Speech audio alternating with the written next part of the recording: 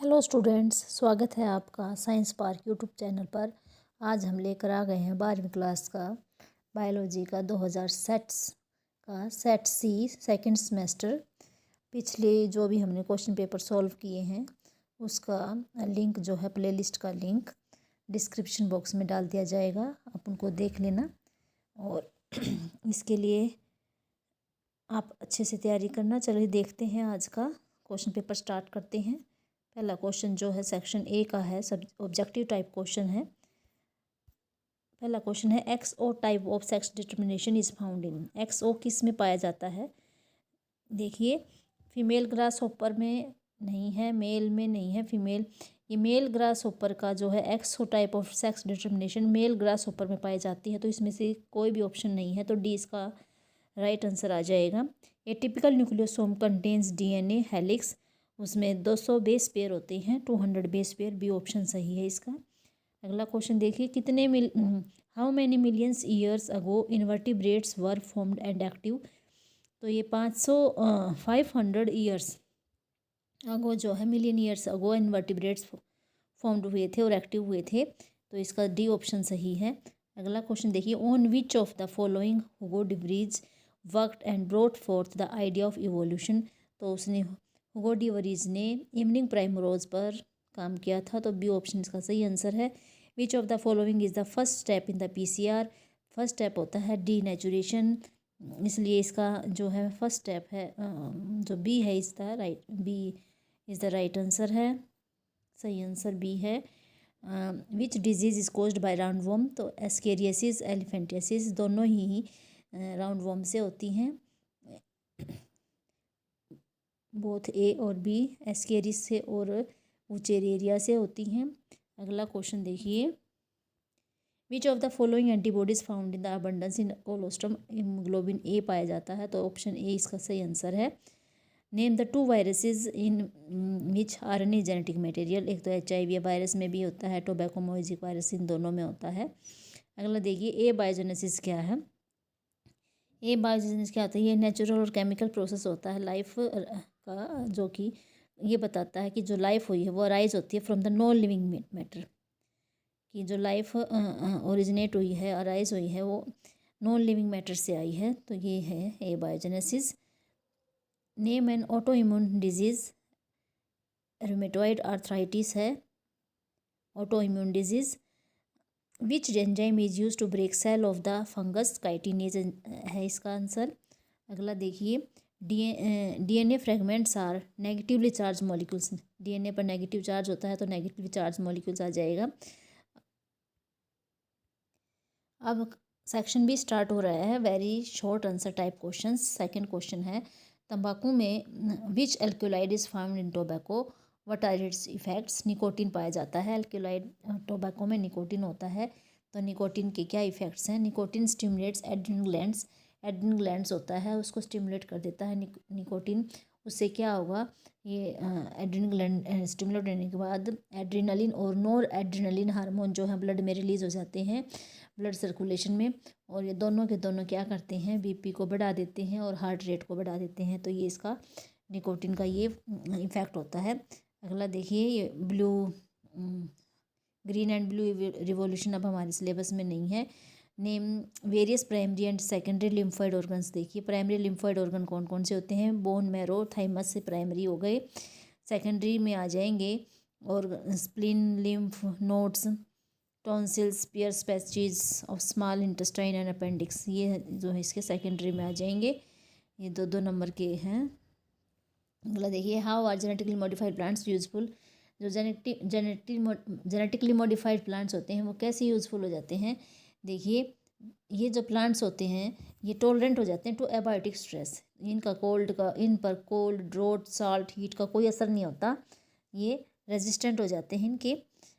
These plants are pest resistant, और इन पर पेस्ट का भी कोई रेजिस्टेंट है, इन पर इंसेक्ट वगैरह जो है कोई इन पर असर नहीं डालते। Have reduced reliance on chemical pesticide, और इन पर इसलिए पेस्ट रेजिस्टेंट है, तो इन पर केमिकल पेस्टिसाइड भी की ज़रूरत नहीं पड़ती।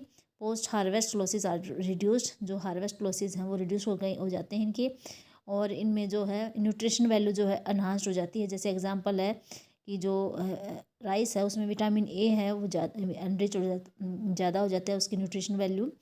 Increase efficiency of mineral uses by plants, और ये क्या करते हैं, जो प्लांट्स हैं उनकी एफिशिएंसी बढ़ जाती है मिनरल्स को अब्जॉर्ब करने की। तो इस तरह से ये सारे जो करेक्टर्स हैं, एडवांटेजेस हैं उस प्लांट्स में आ जाती हैं जो जेनेटिकली मॉडिफाई होते हैं। Write about the theory of the special creation. Theory of special creation के 3 कैनोटिकल्स हैं। पहला है कि all living organisms that we see today were created as such. ये थ्योरी ये कहती है कि जो आज जो ऑर्गेनिजम्स हैं वो जैसे आज हैं वैसे ही क्रिएट हो गए थे, ये कहती है। दूसरी ये कहती है कि इसका मतलब ये कि कोई इवोल्यूशन नहीं हुई है। दूसरी बात यह कि the diversity was always the same since creation, और जो डाइवर्सिटी है जैसी आज है वैसे ही पहले थी जब क्रिएशन हुई है। And will be the same in the future, और फ्यूचर में भी सेम रहेगी, कोई बदलाव नहीं होगा। Earth is about 4000 years old. तो ये बातें आती हैं स्पेशल क्रिएशंस में। What are the applications of recombinant DNA technology in medicine में। रिकम्बिनेंट डीएनए टेक्नोलॉजी की क्या खास बात है, देखिए। एक तो इंसुलिन बनाया है जेनेटिक इंजीनियरिंग यूज़ करके, जो इससे डायबिटीज़ को ट्रीट कर सकें। एक हेरिडिटी डिजीज़ जो होती हैं उनको करेक्ट करते हैं जीन थेरेपी यूज़ करके। जीन थेरेपी भी इसी का एक हिस्सा है। और जो डिजीज़ हैं, एड्स हैं, कैंसर है, इनकी अर्ली डायग्नोसिस कर लेते हैं वो भी रिकम्बिनेंट डीएनए टेक्नोलॉजीज। तो ये इसके फ़ायदे हैं, ये एप्लीकेशंस हैं इनकी। Why does the distance between two polynucleotide chains in DNA remains almost constant। ये कह रहे हैं कि जो डबल स्ट्रैंड है डीएनए का, 2 स्ट्रैंड, उनमें जो डिस्टेंस है उनके बीच में वो कांस्टेंट क्यों रहता है। तो ये देखिए इसका नीचे दे रखा है। जो बेस होते हैं 2 स्ट्रैंड में डीएनए में वो पेयर्ड होते हैं through hydrogen bonds forming base pairs. ठीक है, वो दोनों बीच में उनके हाइड्रोजन बॉन्ड होता है दोनों चेन के बीच में। Adenine forms 2 hydrogen bonds with thymine, यानी एक चेन में पॉलीन्यूक्लियोटाइड चेन में तो मान लीजिए एडिनाइन है, दूसरी तरफ थायमिन है, तो इन दोनों के बीच में क्या आ जाएगा, हाइड्रोजन के डबल बॉन्ड आ जाएंगे, 2 बॉन्ड आ जाएंगे। Thymine forms from the opposite strand and vice versa. Similarly guanine is bonded with, अगर एक स्ट्रैंड पे ग्वानिन है तो दूसरे पे साइटोसिन है, तो दोनों के बीच में जो है ये भी हाइड्रोजन बॉन्ड से जुड़े होते हैं, तो दोनों के बीच में 3 हाइड्रोजन बॉन्ड आ जाते हैं। As a result always a purine comes opposite to a pyrimidine. ये देखिए जैसे एडिनाइन है ये प्यूरिन है, थायमिन है ये पायरिमिडिन है, तो एक प्यूरिन है दूसरे एडिनाइन दूसरे पायरिमिडिन के साथ ये जुड़ते हैं। तो जो एडिनाइन होती है वो जो होती है 2 रिंग होती है उसमें, और प्यूरिन जो पायरिमिडिन होती है उसमें 1 रिंग होती है। तो इसलिए ये 2 और 1 रिंग वाले मिलकर यूनिफॉर्म डिस्टेंस मेंटेन करते हैं। As a result always a purine comes opposite to a pyrimidine. This generates approximately uniform distance between the 2 strands of the helix, इसलिए उनके बीच में यूनिफॉर्म डिस्टेंस बना रहता है। अगला क्वेश्चन देखिए, right about down syndrome. Down syndrome के बारे में बताइए। डाउन सिंड्रोम क्या होता है, ये जेनेटिक डिसऑर्डर होती है जो कि एक एडिशनल कॉपी आ जाती है 21 क्रोमोसोम, जो 21 क्रोमोसोम होता है उसकी एक कॉपी, उसके साथ एक कॉपी और आ जाती है, तो 3 क्रोमोसोम हो जाते हैं, तो उसी को ट्राइसोमी बोल देते हैं। ये सबसे पहले डिस्क्राइब की थी लैंगडन डाउन ने, इसलिए इसका नाम डाउन सिंड्रोम है।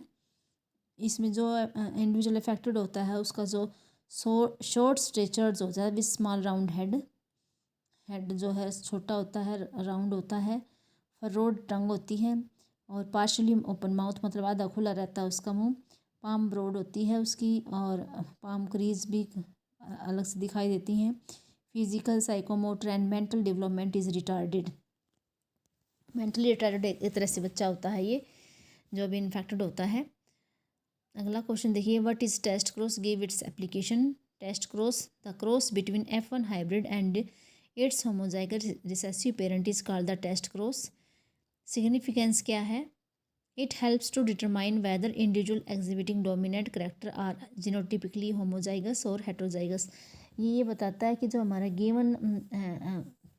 गिवन इंडिविजुअल है तो वो हेट्रोजाइगस है या होमोजाइगस है, उसके बारे में बताता है टेस्ट क्रॉस। तो ये अब हमारा सेक्शन सी स्टार्ट हो गया। शॉर्ट आंसर टाइप क्वेश्चन, 3 अंक के हैं क्वेश्चन। पहला है what is replication fork, how does DNA polymerization of deoxynucleotide. तो ये कह रहे हैं रेप्लिकेशन फोर्क क्या है। It is a Y shaped structure form during DNA replication. जब डीएनए रेप्लिकेशन होता है तब ये वाई शेप स्ट्रक्चर बन जाता है, और जहाँ पर डबल स्ट्रैंडेड डीएनए जो सेपरेट होते हैं into two single strand by helicase enzyme उसको अनवाइंडिंग कर देता है, तो वहाँ पर वो खुलना स्टार्ट कर देता है डबल बॉन्ड, तो वाई शेप स्ट्रक्चर बन जाता है, उसको बोलते हैं replication fork. How does DNA dependent DNA polymerase catalyse polymerization of deoxy nucleotide. ये देख लेते हैं, ये देखिए ये दिखा रखे हैं, डीएनए है 5:3 3:5, ये डबल स्ट्रैंडेड डीएनए है। तो इसने ये देखो ये वाई शेप बना हुआ स्ट्रक्चर, क्योंकि यहाँ रेप्लिकेशन स्टार्ट हो गई है, और एक स्ट्रैंड है कंटिन्यूस स्ट्रैंड है जो, और दूसरा है डिसकंटिन्यूस स्ट्रैंड्स में ओकाजा के फ्रेगमेंट्स बने हुए हैं, बाद में ये लाइगेज एंजाइम से जुड़ जाएंगे। DNA dependent DNA polymerase replicate genetic material by reading the single stranded DNA template. Read करता है डीएनए टेम्पलेट को and catalysing the addition of complementary deoxy nucleotide, deoxy ribonucleotide को ये ऐड कर देता है कम्प्लीमेंट्री है जो इसके 3-OH पे प्राइमर का जो 3-OH होगा 3 एंड पे है उससे पे बाइंड करेगा ये। It operates only in 5:3 direction, और ये जो डीएनए डिपेंडेंट डीएनए पॉलीमरेज है 5:3 डायरेक्शन में ये ऑपरेट करता है। तो इस तरह से क्वेश्चन कंप्लीट हो गया है। अगला है डिस्क्राइब हीमोफीलिया। हीमोफीलिया क्या होता है इसको डिस्क्राइब करना है। Sex linked recessive disease which shows it's transmission. ये सेक्स लिंक्ड रिसेसिव डिजीज़ है हीमोफीलिया, ये अपना ट्रांसमिशन शो करती है फ्रॉम अनअफेक्टेड कैरियर फीमेल, यानी कि कैरियर है फीमेल और जो फीमेल कैरियर होती है उस पर इसका कोई असर नहीं होता, और ये मेल प्रोजनी को वो कर देती है, ट्रांसमिशन कर देती है, यानी क्रिस क्रॉस इनहेरिटेंस होता है इसमें। क्रिस क्रॉस इनहेरिटेंस यानी फीमेल है वो मेल को और मेल है वो फीमेल को। इस तरह से in this disease a single protein that is a part of the cascade of proteins involve in the clotting of blood is affected. इसमें एक सिंगल प्रोटीन होता है वो उसमें क्लोटिंग ऑफ ब्लड में इन्वॉल्व होता है, तो वो इसमें अफेक्टेड हो जाता है, तो ब्लड की क्लोटिंग रुक जाती है। Due to this in an affected individual a simple cut will result in non stopping bleeding, यानी कि उसकी क्लोटिंग होगी ही नहीं, अगर छोटा सा भी कट लग जाएगा तो ब्लीडिंग रुकेगी नहीं, क्योंकि ब्लीडिंग को रोकने वाला प्रोटीन बन नहीं रहा, उसमें डिफेक्ट आ गया है। द हेट्रोजाइगस फीमेल, यानी हेट्रोजाइगस होगी वो फीमेल कैरियर होगी फॉर हीमोफीलिया में transmit the disease to sons, वो सन्स को अपने मतलब बेटे में चली जाएगी, मदर से बेटे में चली जाएगी। The possibility of a female becoming a haemophilic is extremely rare. Female के हीमोफिलिक होने के चांस कम है, because mother of such a female has to be at least carrier, क्योंकि अगर कोई जो है फीमेल अगर कैरियर मतलब हीमोफिलिक बनेगी तो उसकी माँ कैरियर होनी चाहिए, तभी वो फीमेल जो है उसकी वो बनेगी haemophilic. And the father should be haemophilic, और फादर हीमोफिलिक होगा तो उसका एक्स क्रोमोसोम जो है एक्स से के हीमोफिलिक का वो होता है, तो एक्स और मदर अगर कैरियर है तो मदर का जो एक वो है दोनों मिलकर वो हीमोफिलिक डॉटर को पैदा कर देते हैं। The family pedigree of queen Victoria है, उसमें बहुत से जो उनकी फैमिली में बहुत से उनको हीमोफीलिया बीमारी है। As she was a carrier of the disease, क्योंकि जो क्वीन विक्टोरिया थी वो कैरियर थी, वो तो नॉर्मल उसने लाइफ जी, लेकिन उससे उसके सन के अंदर चली गई इससे बीमारी। अगला क्वेश्चन देखिए, what are cry proteins, name an organisms that produce it, how does mean exploit this protein for his benefit. देख लेते हैं ये क्वेश्चन क्या है। क्राई प्रोटीन क्या होते हैं, इंसेक्टिसाइडल क्रिस्टल टॉक्सिन्स होते हैं, यानी प्रोटीन है ये, कैसा प्रोटीन है, इंसेक्टिसाइडल का मतलब है इंसेक्ट को मारने वाला, क्रिस्टल टॉक्सिन है एक तरह से प्रोटीन। एनकोडेड बाय द क्राइजीन्स, और कौन एनकोड करता है मतलब किस कौन सा जीन बनाता है, क्राइजीन बना रहा है, इसलिए इस प्रोटीन का नाम क्राई प्रोटीन हो गया, और ये इंसेक्ट की डेथ कर देता है ये, और ये टॉक्सिन हो गया मतलब एक तरह से जहर हो गया, अगर किसी इंसेक्ट को मार रहा है तो ये क्राइजीन ने जो क्राई प्रोटीन बनाया वो एक इंसेक्ट को मारने वाला हो गया तो इसको टॉक्सिन बोल दिया गया है। और जिससे ये में होता है ये, जैसे कि उसमें इनएक्टिव फॉर्म में होता है, इनएक्टिव फॉर्म को प्रोटॉक्सिन बोलते हैं। और ये बेसिलस थुरेंजिसिस जो है उससे बनता है ये। उसके अंदर होता है क्राइजीन, वो बनाता है इस क्राई प्रोटीन को। Women exploit these proteins by incorporating cry genes into crops. Women कैसे एक्सप्लॉइट कर रहा है इस प्रोटीन को, वो इस जीन को जो है क्राइजीन जो क्राई प्रोटीन बनाता है उसको क्रॉप्स के अंदर डाल देते हैं। बीटी कॉटन है जैसे इसका नाम पड़ गया क्योंकि इसमें हमने क्राइजीन डाला हुआ है, बीटी कॉटन के अंदर भी डाला हुआ है। ये ट्रांसजेनिक प्लांट बन जाते हैं that are resistant to pests. ये पेस्ट के रेजिस्टेंट होते हैं, reducing the need for the chemical insecticides. तो इस पर जो है केमिकल इंसेक्टिसाइड की ज़रूरत नहीं पड़ती। Proteins encoded by the genes CRY1AC and CRY1AB, CRY2AB control the cotton bollworms that of CRY1AB controls corn borer. तो ये सारे इसके क्राई प्रोटीन के बारे में था। अगला क्वेश्चन जो है हमारे सिलेबस में नहीं है, एनिमल हस्बेंड्री वाला। Describe the structure of typical biogas plant का स्ट्रक्चर देख लेते हैं क्या कहता है। ये बायोगैस प्लांट का स्ट्रक्चर देखिए ये धरती के नीचे जो है ईंटों का बनाते हैं, इसको कंक्रीट का बनाते हैं। ये देखो टंकी टाइप जैसा ये ईंट का बना रखा है और इसमें एक तरफ से देखो डंग वाटर डालने के लिए ये जगह बना रखी है, यहाँ टैंक सा बना रखा है। राइट साइड में देखो ये एक स्लज जहाँ इकट्ठा हो जाता है वहाँ पर। ऊपर देखो गैस होल्डर है, इसमें गैस बनने के बाद यहाँ गैस इकट्ठी हो जाती है, मीथेन कार्बन डाइऑक्साइड। एक पाइप लगा रखा है ऊपर, पाइप से जो है ये गैस निकलती है बाहर। नीचे जो है डाइजेस्टर है, इसमें जो है जो स्लरी वगैरह आती है यहाँ पर बैक्टीरिया अपना काम करते हैं, बायोगैस बनाते हैं। Biogas plant consist of A concrete tank, ये कंक्रीट का बना होता है, 10 से 15 फीट गहरा होता है ये। In which bio waste are collected and slurry of dung is fed. A floating cover is placed over the slurry, देखो फ्लोटिंग कवर ऊपर डाला हुआ है स्लरी के, which keeps on rising as the gas is produced in the tank due to the microbial activity. जब gas बन जाती है तो ये राइज हो जाता है ऊपर। The biogas plant has an outlet, एक आउटलेट होती है, which is connected to a pipe to supply biogas to nearby houses. देखो एक पाइप लगा रखी है तो इससे जो गैस बन रही है घरों में पहुंचाई जाती है। Spent slurry is removed through the another outlet and may be used as fertiliser. इसको स्लज जो लिखा हुआ यहाँ पर स्लरी हो जाती है या इसको फर्टिलाइजर की तरह यूज़ करते हैं। Cattle dung is available in large quantities in the rural areas where cattles are use to for a variety of purpose. तो वो कैटल डंग मिलता है ग्रामीण इलाकों में जहाँ पर कैटल्स को पाला जाता है। Biogas plant are more often built in, इसलिए वहाँ बायोगैस प्लांट को जो है रूरल एरियाज़ में ही बनाना चाहिए क्योंकि वहाँ पर वेस्ट ज़्यादा मिलता है। पशु पाले जाते हैं, पशुओं का गोबर जो है इसमें पशु का गोबर डाला जाता है और जो वेस्ट होते हैं एग्रीकल्चर के वो भी इसमें डाल देते हैं। बायोगैस दस produced is used for cooking and lighting, उसका हम कुकिंग और लाइटिंग के तरह यूज़ कर लेते हैं। तो ये क्वेश्चन हो गया है। सेक्शन डी स्टार्ट है अब लॉन्ग आंसर टाइप क्वेश्चंस का। What is genetic code, right it's salient features. Genetic code क्या है, इसके फीचर्स देख लेते हैं। जेनेटिक कोड है relationship between nucleotide triplets and the amino acid is called genetic code. यानी जो न्यूक्लियोटाइड ट्रिपलेट्स होता है जैसे ACC UUU, इस तरह AUG, इस तरह से ये जो है इसका जो है अमीनो एसिड से रिलेशनशिप होता है इसको जेनेटिक कोड बोलते हैं। It determines the sequence of amino acid in the proteins that are synthesised. तो ये अमीनो एसिड का सीक्वेंस को डिटरमाइन करता है जिसके कारण कि प्रोटीन सिंथेसाइज होता है।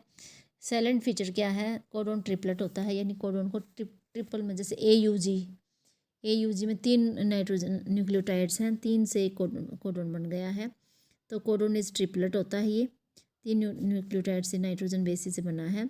61 codons code for amino acid, जो टोटल 64 कोडोन होते हैं उनमें से 61 अमीनो एसिड को कोड करते हैं। 3 जो कोडोन है वो कोड नहीं करते किसी भी अमीनो एसिड के लिए, उनको स्टॉप कोडोन बोल देते हैं। UAA UAG UGA जो है टर्मिनेट कोडोन या स्टॉप कोडोन बोलेंगे इनको। Some amino acids are coded by more than 1 codon, कुछ ऐसे अमीनो एसिड हैं जो एक कोडोन से ज़्यादा कोडोन से जो है कोडेड होते हैं, इसलिए इसको बोलते हैं degenerate. Codon is read in message are in continuous fashion, there are no punctuation, कोई बीच में पंक्चुएशन नहीं होती, लगातार उसको पढ़ा जाता है। The code is nearly universal, code जो है यूनिवर्सल होता है, जैसे कि bacteria to human triple U would code for phenylalanine एलिलाइन। इन ये कह रहे हैं कि ये यू ट्रिपल यू जो है ये बैक्टीरिया में भी फिनाइल एलिनाइन के लिए कोड करता है, ह्यूमन के अंदर भी, और जितने बीच में जितने भी एनिमल्स आते हैं सब में ये फिनाइल एलिनाइन बनाता है। कुछ अपवाद हो सकते हैं इसमें, जैसे कि माइटोकॉन्ड्रियल कोडोन है एंड इन सम प्रोटोजोन्स में ये ऐसा नहीं करता है। AUG हैज़ ड्यूअल फंक्शन, ये वैसे 2 नंबर में भी पूछ ले जाते हैं कि इनिशिएटर बताइए और उसका फंक्शन क्या है ये बताइए। AUG has dual function, 2 function होते हैं, एक तो ये कोड करता है मिथ्योनिन के लिए, दूसरा ये इनिशिएटर का काम करता है। Also act as an initiator codon.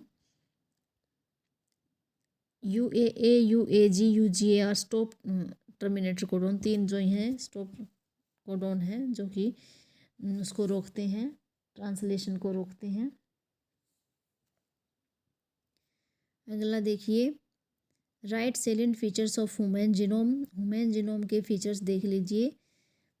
Some of the salient observation drawn from the human genome project are as follow. पहला है human genome contains 3164.7 millions base pairs, इतने सारे बेस पेयर्स हैं एक ह्यूमन जीनोम के अंदर। The average gene consist of, मतलब कितने जीन हो सकते हैं, 3000, कंसिस्ट ऑफ 3000 बेसिस। एक जीन में जो बेस की संख्या होती है वो 3000 तक हो सकती है एक जीन में। बट साइज़ वेरी ग्रेटली, लेकिन वो ग्रेटली वेरी करता है, ये एवरेज संख्या बताई इन्होंने। With the largest known human gene being dystrophin, जिसमें सबसे ज़्यादा जो है बेस पेयर पाए जाते हैं वो है डिस्ट्रोफिन, उसमें 2.4 मिलियन बेसिस पाए जाते हैं। Total number of genes is estimated, अब टोटल नंबर ऑफ जीन्स कितने हैं, 30,000, much lower than the previous estimate of 80 to 140,000, 1,40,000 genes. Almost all 99.9% nucleotide bases are exactly the same in all humans, 99.9% same होता सभी element human being के अंदर। Function are unknown for और 50% of the discovered jeans, ये कह रहे हैं 50% से ज़्यादा जो डिस्कवर्ड जीन है उनका फंक्शन अब तक पता नहीं है। Less than 2% of the genome codes for protein, 2% से भी कम जीनोम जो है प्रोटीन के लिए कोड करता है। Repeated sequence makeup very long portion of the human genome, जो रिपीटेड सीक्वेंस है वो बहुत ज़्यादा पोर्शन बनाता है जीनोम का।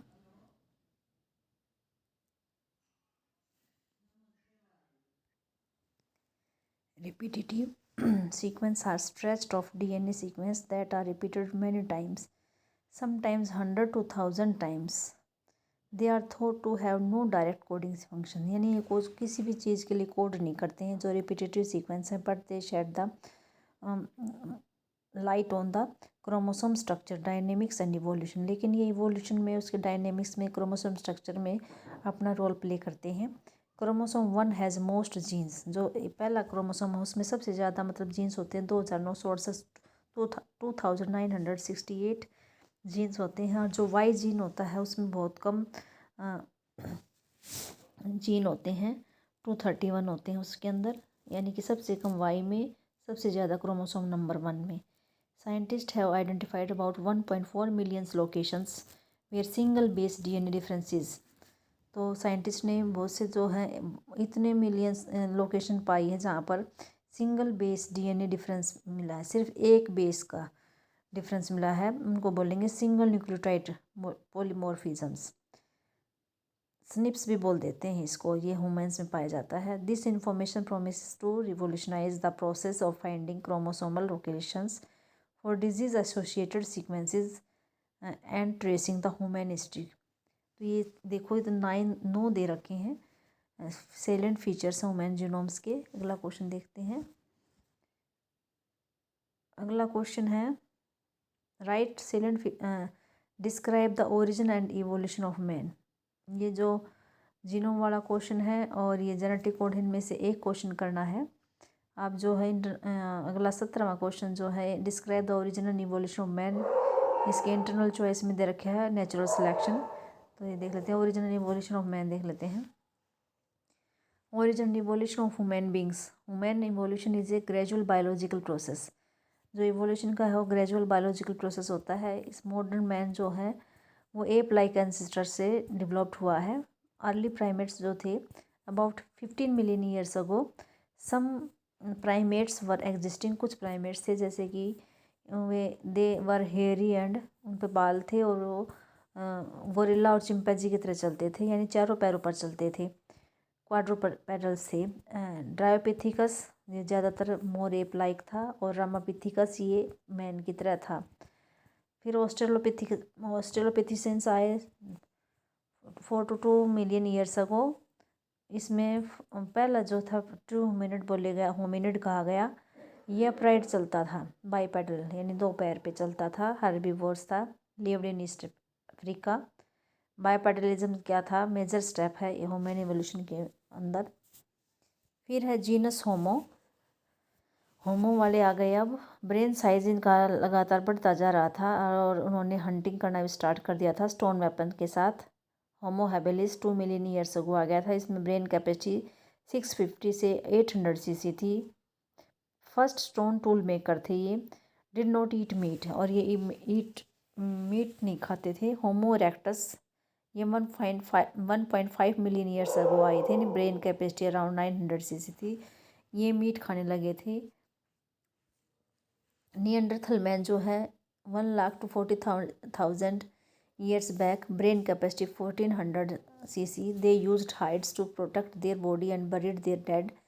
ये अपने जो मर जाते थे उनको नीचे दबा देते थे और अपने आप को प्रोटेक्ट करने के लिए छिपा लेते थे अपने आप को। छठा है Homo sapiens. 75,000 to 10,000 years ago during ice age modern Homo sapiens arose हुए थे। Prehistoric cave art developed about 18,000 years ago. Agriculture came around the 10,000 years back and human settlements started.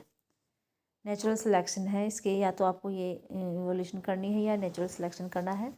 Natural selection क्या होता है? Is a process in evolution where organisms that are better adapted, यानी कि जो organism अच्छे से adapt कर सकता है एनवायरनमेंट से और सर्वाइव कर सकता है और रिप्रोड्यूस करता है more and than those that are less adapted. Over time this lead to the accumulation of beneficial traits in population. समय के साथ क्या होता है, बेनिफिशियल ट्रेड्स जो पॉपुलेशन में वो अक्यूमुलेट होते चले जाते हैं। Natural selection acts on the variation present in A population. किस पे डिपेंड करता है ये, किस पे एक्ट करता है? जो वेरिएशन आती हैं उनके ऊपर एक्ट करता है।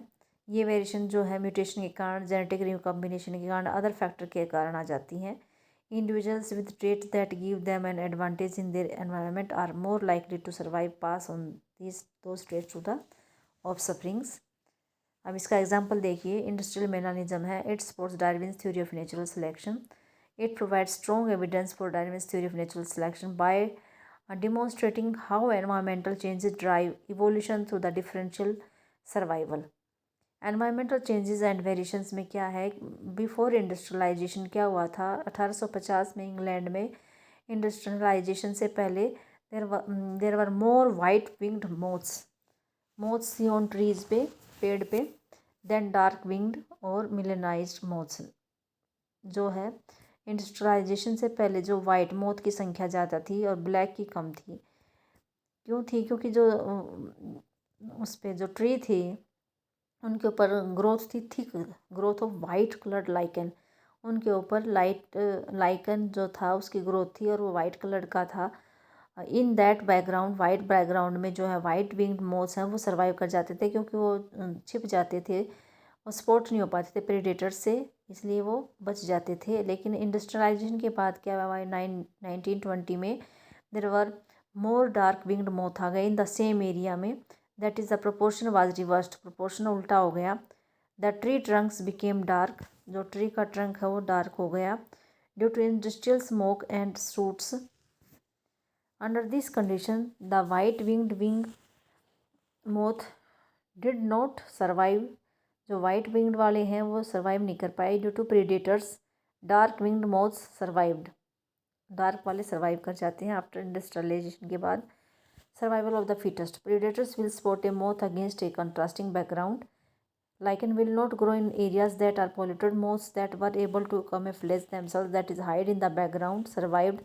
This showed that in a mixed population, those that can better adapt survive and increase in population size. तो ये इसका एक्सप्लेनेशन है नेचुरल सिलेक्शन का। अब लाइफ साइकिल है प्लाज्मोडियम की। Plasmodium enters the human body as sporozoites. Sporozoites के उस फॉर्म में जो है एंटर करेगा, यानी इन्फेक्टिव स्टेज क्या होगी, स्पोरोजोइट होती है। Through the bite of the infected female anopheles, जब एनाफिलिज मॉस्किटो काटता है तो उसके अंदर जो है स्पोरोजाइट होता है, वो हमारे ब्लड के अंदर आ जाता है। पैरासाइट जो है इनिशियली मल्टीप्लाई कर लेता है लीवर सेल के अंदर और फिर अटैक करता है आरबीसी को। फिर वो है आरबीसी की क्या है, रप्चर होती है। रप्चर होने पर क्या होता है, ये वो है टॉक्सिक, जैसे ही वो रप्चर होगा तो टॉक्सिक सब्सटेंस रिलीज होता है जिसको बोलते हैं हीमोजॉइन, जो कि रिस्पॉन्सिबल है चिल की, ठंड लगती है, तेज़ बुखार आता है और बार बार आता है 3 to 4 डेज एवरी 3, और हर एक तीसरे चौथे दिन बुखार आ जाता है ठंड के साथ। और कब आता है, जब आरबीसी रप्चर होती है। When a female anopheles mosquito bytes an infected person, जब वो कोई मच्छर जो है इन्फेक्टेड पर्सन को काटेगा जिसको मलेरिया हो चुका है, तो उस इन्फेक्टेड पर्सनस के अंदर जो पैरासाइट होता है वो मॉस्किटो के गट में, बॉडी में आ जाता है और वहाँ अगली जो डेवलपमेंट होती है वो मॉस्किटो के अंदर होगी। The parasites multiply with in them, फिर पैरासाइट्स वहाँ मल्टीप्लाई करता है मॉस्किटो के अंदर और वहाँ स्पोरोजोइट्स बना देता है और वहाँ सलेवरी ग्लैंड्स में स्टोर हो जाती हैं। When these mosquitoes bite a human, फिर ये मॉस्किटो उनको इंसान को काटेंगे तो जो स्पोरोजोइट्स है वो फिर इंट्रोड्यूस कर जाएगा इनटू द हर बॉडी और इनिशिएटिंग द इवेंट्स, और सारे वही इवेंट्स होंगे जो अभी हम पढ़ के आए हैं। लीवर में रिप्रोड्यूस करेगा, फिर वो आरबीसी में आएगा, आरबीसी फिर रप्चर होंगे, ऐसी साइकिल चलती रहेगी। और मलेरियल पैरासाइट को 2 होस्ट की ज़रूरत पड़ती है, human and the Anopheles mosquito, to complete life cycle. The female Anopheles जो है मॉस्किटो इज़ द वेक्टर, वो ट्रांसमिटिंग एजेंट भी काम करता है और उसकी लाइफ साइकिल को कंप्लीट करने में भी हेल्प करता है। लाइफ साइकिल ऑफ प्लाज्मोडियम देखिए ये फिगर के रूप में दिखा रखा है। देखिए मच्छर ने काट दिया, ये मच्छर के अंदर जो है इन्फेक्टिव स्टेज है प्लाज्मोडियम की, स्पोरोजोइट है, इसने इसको काट दिया। फिर देखिए ये लीवर दिखा दिया, लीवर में क्या होते हैं, स्पोरोजाइट आ गए हैं और ब्लड के थ्रू यहाँ पहुँचेंगे। फिर यहाँ पर देखिए यहाँ जो है इसके अंदर जो है लीवर के अंदर ये एसेक्सुअली रिप्रोड्यूस करेगा स्पोरोजोइट, और रिप्रोड्यूस करने के बाद देखो ये बहुत सारी संख्या में हो जाते हैं स्पोरोजोइट, फिर बर्स्ट हो जा फट जाता है ये सेल इसकी, लीवर सेल की, और ये बाहर निकल जाते हैं। बाहर निकलने के बाद ये क्या करते हैं, फिर आरबीसी के अंदर आते हैं और वहाँ पर ये क्या करते हैं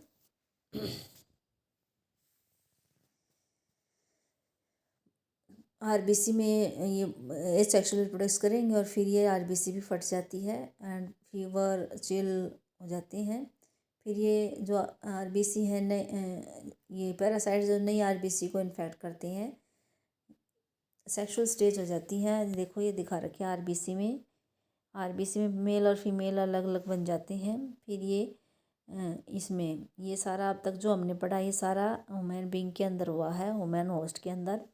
फिर ये मेल फीमेल बन गए तो ये अब एंटर करेंगे इसमें, मच्छर के अंदर चले जाएंगे। मच्छर जैसे इन्फेक्टेड पर्सन को काटता है तो ये मच्छर के अंदर चले जाएंगे और मच्छर के अंदर जो है ये गैमेटोसाइट्स होते हैं, ब्लड में चले जाते हैं ब्लड के थ्रू, और वहाँ पर फर्टिलाइजेशन हो जाती है दोनों की, मेल और फीमेल गैमेट बन के और मॉस्किटो की गट में होता है ये सब। फिर सलेवरी ग्लैंड्स है उसके अंदर स्पोरोजोइट्स देखो दिखा रखे हैं। Mature infective stage escape from the gut and the migrate to the mosquito salivary glands. तो इस तरह से ये इसकी फिर दोबारा से स्पोरोजोइट उसको काट लेते हैं, ये साइकिल ऐसे चलती रहती है। तो ये हो गया अपना क्वेश्चन। अगला है व्हाट आर एंटीबॉडी, या तो आप ये लाइफ साइकिल करेंगे या फिर एंटीबॉडी वाला करेंगे। प्रतिरक्षी अणु की संरचना का सचित्र वर्णन कीजिए। What are antibody, describe the structure of antibody molecule with a well labelled diagram. ये देखिए एंटीबॉडीज़ क्या होते हैं, antibodies are the protein produce by B lymphocyte. B lymphocyte produce करते हैं in blood in response to pathogens to fight with them. कब produce होते हैं ये एंटीबॉडी लिम्फोसाइट से? जब कोई एंटीजन या पैथोजन हमला कर देता है, फाइट करता है, तब ये एंटीबॉडी प्रोड्यूस होती है। प्रोटीन इनका नेचर होता है। हर एक एंटीबॉडी मॉलिक्यूल के पास 4 पॉलीपेप्टाइड चेन होती है। देखो डायग्राम में दिखा रखी 4 हैं, 2 छोटी हैं, 2 बड़ी हैं। 2 small called the light chain. जो छोटी हैं उनको लाइट चेन बोलते हैं, जो लॉन्गर हैं कॉल्ड उनको हैवी चेन बोलते हैं। It is represented as H2L2। H2 माने हैवी और L माने लाइट। तो 2 हैवी हैं और 2 लाइट चेन है। H2L2 इसलिए बोलते हैं। देखिए इसमें दिखा रखे हैं एंटीजन बाइंडिंग साइट दिखा रखी है, लाइट चेन दिखा रखी हैं, हैवी चेन दिखा रखी हैं। और ये देखिए जो लाइट चेन और हैवी चेन है वो और दोनों हैवी चेन है वो एक दूसरे से जुड़ी हुई हैं सल्फ़र बॉन्ड से। इनमें जो है 16 सल्फ़र बॉन्ड हैं। 5 इसमें है, 5 यहाँ पर है, 10 और 6 इसमें है नीचे वाली कांस्टेंट वाले में। और ऊपर देखो एन टर्मिनल होता है, नीचे यहाँ पर सी टर्मिनल है इसका। ये पॉलीपेप्टाइड चेन एक तरह से। तो ये एंटीबॉडी का हो गया है हमारा कंप्लीट। वीडियो को आप लास्ट तक देखना है आपको। अगर आपको वीडियो पसंद आ रही है तो आप लाइक करें, कोई डाउट है तो कमेंट करें, शेयर करें 12th क्लास के स्टूडेंट के साथ, मेडिकल वाले स्टूडेंट्स के साथ। और चैनल पर नए हैं तो सब्सक्राइब ज़रूर करना और नोटिफिकेशन आइकन बटन दबाना ताकि आपको अगली वीडियो की नोटिफिकेशन मिल जाए। और आज हमारा 2016 का सेट सी कंप्लीट हो गया है। कल हम 2017 का सेट ए लेकर आएंगे। और तब तक के लिए थैंक्स, धन्यवाद।